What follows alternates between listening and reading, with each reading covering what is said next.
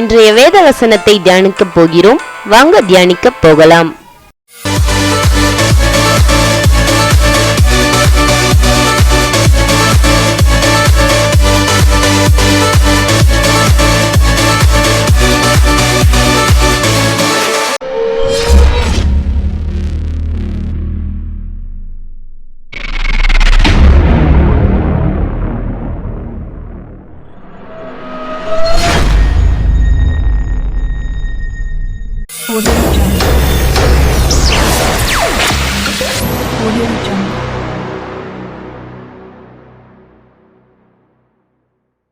கிறிஸ்துவுக்குள் மிகவும் பிரியமானவர்களே, நமது ஆண்டவராகிய இயேசு கிறிஸ்துவின் நாமத்தினால் உங்களை வாழ்த்துகிறோம். Beloved in Christ, we greet you all in the name of our Lord Jesus Christ. 2 கொரிந்தியரின் புத்தகம் 1வது அதிகாரம் 20வது வசனம். The book of 2 Corinthians chapter 1 verse 20. எங்களால் தேவனுக்கு மகிமை உண்டாகும்படி தேவனுடைய வாக்குத்தத்தங்கள் எல்லாம் இயேசு கிறிஸ்துவுக்குள் ஆம் என்றும் அவருக்குள் ஆமென் என்றும் இருக்கிறதே. For no matter how many promises God has made, they are yes in Christ, and through him the amen is spoken by us to the glory of God. ஒரு பிரசங்கியார் இப்படியாக பிரசங்கித்தாராம். A preacher once said, தேவனுடைய வாக்குத்தத்தங்களில் சில வாக்குத்தத்தங்கள் நிறைவேறலாம், சில வாக்குத்தத்தங்கள் நிறைவேறாமல் போகலாம் என்று. that among the promises of God some may come to pass and some may not. இப்படி பிரசங்கிப்பதை நாம் நம்பினால் தேவனிடத்தில் இருக்கும் கொஞ்ச விசுவாசமும் போய்விடும். If you believe such preaching, then even a little faith that you have, you will lose. மக்கள் நம்மை பார்த்து இவர்கள் சொல்லுகிறதில் சில காரியங்களை நம்பலாம், சில காரியங்களை நம்ப முடியாது என்றால், if someone looks at you and says that we can believe a few things that you say and can't believe a few things, நாம் சொல்லுகிறதை எதையுமே நம்ப மாட்டார்கள். they will never believe what you say, எல்லாமே சந்தேகத்துக்குரியதாகிவிடும், because everything will be doubtful. ஆனால் என்னாகமத்தின் புத்தகம் 23வது அதிகாரம் 19வது வசனத்தை வாசிப்போம் என்றால், but if you read from the book of Numbers chapter 23 verse 19, பொய் சொல்ல தேவன் மனிதன் அல்ல, மனமாற அவர் மனுப்புச்சரும் அல்ல, அவர் சொல்லியும் செய்யாதிருப்பாரோ, அவர் வசனித்தும் நிறைவேற்றாமல் இருப்பாரோ என்று வேதம் சொல்லுகிறது. the Bible says God is not a man that he should lie, nor a son of man that he should change his mind. Does he speak and then not act? Does he promise and not fulfill? தேவன் சொன்னால் அது நடக்காமல் போகாது. If God speaks, he will not fail. தேவன் ஒன்றை சொன்னால் அது நடந்தே ஆக வேண்டும். If God promises, then he will carry it through. தேவனுடைய வாக்குத்தத்தங்கள் எல்லாம் கிறிஸ்து இயேசுவுக்குள் ஆம் என்றும் ஆமென் என்றும் இருக்கிறது என்று வேதம் சொல்லுகிறது. The Bible tells us that all the promises of God are yes in Christ Jesus and are amen through him. இருக்கும் என்று சொல்லவில்லை, It does not say it will be, இருக்கலாம் என்று சொல்லவில்லை, it does not say it may be.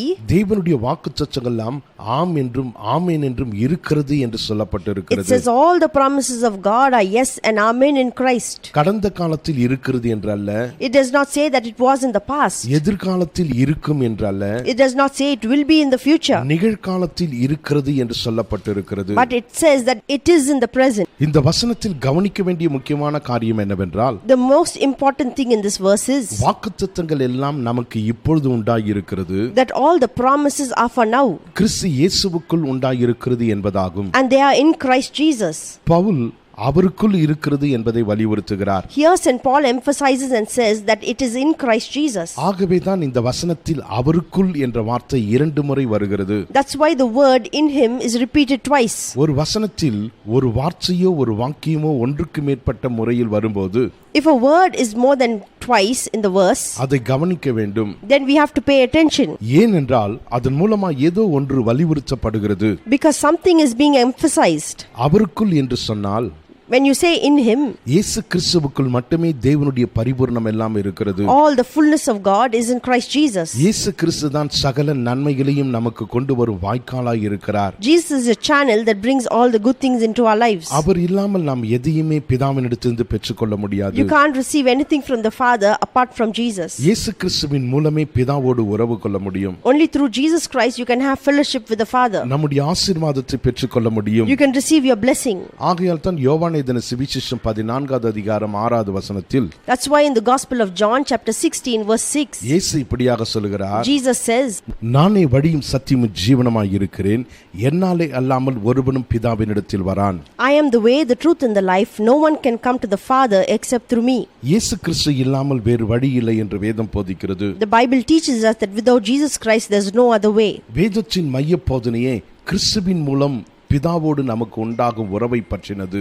The central teaching of the Bible is the relationship we have with the Father through Jesus Christ. இயேசு இல்லாமல் அவரோடு உறவு கொள்ளாமல், Without Jesus Christ and without fellowship, மறுபடியும் பிறக்காமல் தேவனுடைய சம்பூரணத்தை நாம் நினைத்து கூட பார்க்க முடியாது. you can't even imagine the fullness of God without being born again. இயேசு இல்லாத பணமும் ஐஸ்வர்யமும் ஆசையும் ஒரு மனுஷனுக்கு சந்தோஷத்தை கொண்டு வராது. Riches and wealth without Jesus Christ will not bring joy and happiness. ஆகவே தான் பவுல் அப்போஸ்தலன் கிறிஸ்துவுக்குள் ஆம் என்றும் ஆமென் என்றும் இருக்கிறது என்று சொல்கிறார். That's why St. Paul says, in Christ they are yes and amen. அது மாத்திரமல்ல, Not only that, எங்களால் தேவனுக்கு மகிமை உண்டாகும்படி தேவனுடைய வாக்குத்தத்தங்கள் எல்லாம் இயேசு கிறிஸ்துவுக்குள் ஆம் என்றும் அவருக்குள் ஆமென் என்றும் இருக்கிறதே என்று சொல்கிறார். he says, for no matter how many promises God has made, they are yes in Christ, and so through him the amen is spoken by us to the glory of God. அதாவது நாம் தேவனுடைய வாக்குத்தத்தங்களை விசுவாசிக்கும் போது, When we believe the promises of God, தேவனுடைய வாக்குத்தத்தங்களை பற்றிக் கொள்ளும் போது, and when we hold on to the promises of God, கிறிஸ்துவோடு ஒரு உறவை நாம் ஏற்படுத்திக் கொள்ளும் போது, and when we have a relationship with Christ Jesus, வாக்குத்தத்தங்களின் அடிப்படையில் நாம் தேவனிடத்தில் சென்று ஜெபித்து அதை பெற்றுக்கொள்ளும் போது என்ன நடக்கிறது என்றால், when we pray and receive based on the promises of God, நம்முடைய தேவன் மகிமைப்படுகிறார் என்று வேதம் சொல்கிறது. the Bible says that our God is glorified. நம்முடைய வாழ்க்கையில் தேவனுடைய வாக்குத்தத்தங்கள் நிறைவேறும் போது, When God's promises are fulfilled in our lives, நம்முடைய ஜெபத்திற்கு பதில் கிடைக்கும் போது தேவன் மகிமைப்படுகிறார். God is glorified when our prayers are answered. நமக்கு வேண்டியதை நாம் பெற்றுக்கொண்டோம் என்பது இரண்டாவது. What we ask for when we receive is second. ஆனால் முதலாவது பிரதானமானது என்னவென்றால், But if you ask what is the first and foremost, நாம் பெற்றுக்கொள்ளும் போது தேவன் மகிமைப்படுகிறார். that God is glorified. நாம் கஷ்டப்பட்டு ஜெபித்து ஒன்றும் பெற்றுக்கொள்ளவில்லை என்றால், If you pray hard and you do not receive anything, தேவன் மகிமைப்பட முடியாது. then God can't be glorified. தேவன் தாம் சிருஷ்டித்த எல்லாவற்றையும் தம்முடைய மகிமைக்காக தான் சிருஷ்டித்தார். God created everything for his glory. உங்களையும் என்னையும் தம்முடைய மகிமைக்காக தான் ரட்சித்தார். God has saved us that we may glorify him. தம்முடைய மகிமைக்காக தான் பாதுகாத்து பராமரித்து கடைசி வரைக்கும் நம்மை கைவிடாமல், For his glory he protects us, provides for us and never forsakes us. முடிவு பரியந்தம் வழி நடத்தி மகிமையில் நம்மை கொண்டு போய் சேர்க்கிறவராய் இருக்கிறார். Till the end he leads us and directs us into glory. ஆகையால் இயேசு கிறிஸ்துவை நமது ஆண்டவராக ஏற்றுக்கொள்வோம். So let's receive Jesus Christ as our Lord, தேவனுடைய வாக்குத்தத்தங்களை விசுவாசித்து அவைகளை பற்றிக்கொண்டு ஜெபிப்போம். and let's pray believing and holding on to the promises of God, அவருக்குள் எல்லா வாக்குத்தத்தங்களும் நம்முடைய வாழ்வில் நிறைவேறட்டும். and let all the promises be fulfilled in Christ Jesus, தேவனுடைய நாமம் நம்முடைய வாழ்வில் மகிமைப்படட்டும். and let the name of the Lord be glorified in our lives. கண்களை மூடி ஜெபிப்போமா? Shall we close our eyes in prayer? எங்களை அதிகமா நேசிக்கிற எங்கள் அன்பின் பரலோக பிதாவே, Our loving heavenly Father, நம்முடைய குமாரனாகிய இயேசு கிறிஸ்துவின் மூலமாய் உம் அண்டையில் வருகிறோம். we come to you through your Son Jesus Christ. நீர் எங்களுக்காக கொடுத்திருக்கிற விலையேற பெற்ற வாக்குத்தத்தங்களுக்காக We ஸ்தோத்திரிக்கிறோம். thank you for your precious promises. உம்முடைய வாக்குத்தத்தங்கள் எல்லாம் இயேசு கிறிஸ்துவுக்குள் ஆம் என்றும் ஆமென் என்றும் இருப்பதற்காக We ஸ்தோத்திரிக்கிறோம். thank you for all your promises are yes and amen in Christ Jesus. உம்முடைய நாமம் மகிமைப்படும்படிக்காக அதை எங்களுடைய வாழ்வில் நிறைவேற்றுவதற்காக ஸ்தோத்திரிக்கிறோம். We thank you for fulfilling all your promises in our lives for your name to be glorified. உம்முடைய வாக்குத்தத்தங்களை பற்றிக்கொண்டு ஜெபிக்கிறோம். We hold on to your promises and pray. அவைகளெல்லாம் எங்களுடைய வாழ்வில் நிறைவேறட்டும். Let it all come to pass in our lives. உம்முடைய நாமம் எங்களுடைய வாழ்வில் மகிமைப்படட்டும். Let your name be glorified in our lives. எல்லா கனத்தையும் மகிமையும் உமக்கு We செலுத்துகிறோம். give you all glory and honor. இயேசுவின் நாமத்தில் ஜெபிக்கிறோம் எங்கள் ஜீவனுள்ள நல்ல பிதாவே. In Jesus' matchless name we pray. Amen. Amen. கர்த்தர் உங்களை ஆசீர்வதிப்பாராக. May God bless you. வணக்கம் நண்பர்களே, தமிழ் டாப் செய்ய யூடியூப் சேனல் மூலமாக உங்களை சந்திப்பதில் மகிழ்ச்சி அடைகிறேன். இன்றுதான் புதிதாக சேனலை பார்க்கிறீர்கள் என்றால் சப்ஸ்கிரைப் பண்ணுங்க, லைக் பண்ணுங்க, ஷேர் பண்ணுங்க. தொடர்ந்து சேனலை பாருங்க.